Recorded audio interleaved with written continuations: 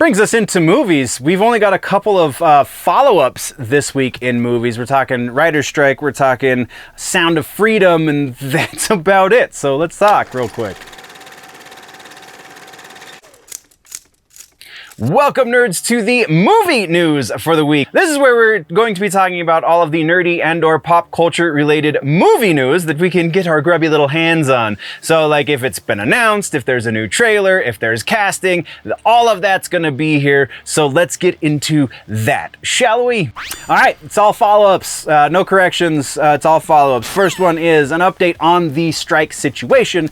They have gone into another round of negotiations, and that has not come out very well, to the score of some of those independent projects. Remember, we talked last week about how some independent projects that are not currently being represented by the opposition, by the Producers Guild or whatever, I can't remember all of those abbreviations, but there have been some projects that have been given the green light by the Writers Guild and the Actors Guild going forward because they're not being represented by that the other side.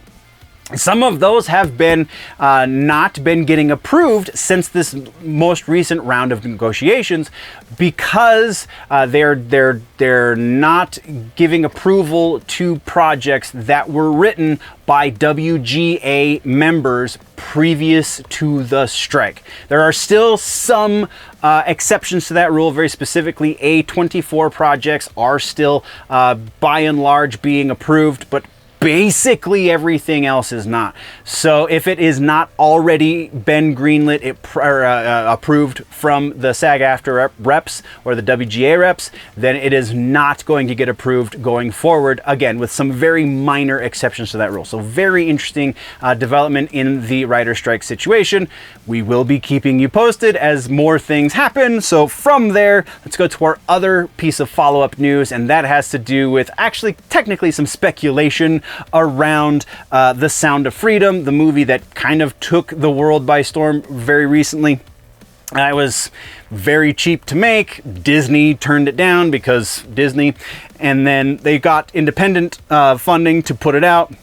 And it's made so many more hundreds of millions of dollars back, and yeah, just very interesting situation. I'm not going to get into all the details there, but we do have a new development that the director, writer, producer, his name is Alejandro oh my goodness, I'm not going to be able to say that correctly, and I apologize, Monteverde, I believe, has been talking about sequel. He wants to explore Haiti and explore a lot of the main character, Ballard. He wants to explore the further reaching extent of his work in a sequel. So nothing's been greenlit. Obviously, there's strikes and things going on. So just speculation and potential there. Just interesting either way. That's what we got for follow-ups and corrections, though. The only thing left is suggestions this week, and suggestion is kind of a different one. I'm gonna suggest Captain America Civil War because it was on at the gym the other day and I forgot just how much fun that movie really is. And kind of that's the peak of when the MCU was. The MCU was really just this beast of a money printing, culture making machine, and the big airport battle in the middle of that just is so much fun and so well choreographed, and like all of the special effects look good. So it's a fondness looking back, even though it really wasn't that long ago, especially in the scheme of movies goes, but still feels like longer than it probably should. It's a great movie. Go check it out. Again, Captain America Civil War is your suggestion this week. And once again, nerds, this is just a clip from the main show, the Weekend Nerddom, over on the main channel, youtube.com/generally nerdy. Go check that out for the entire episode, or just stay tuned here for other news related to nerdy pop culture stuff and just random fun little bits. Before we head out, always remember that if it's generally nerdy, it's probably here.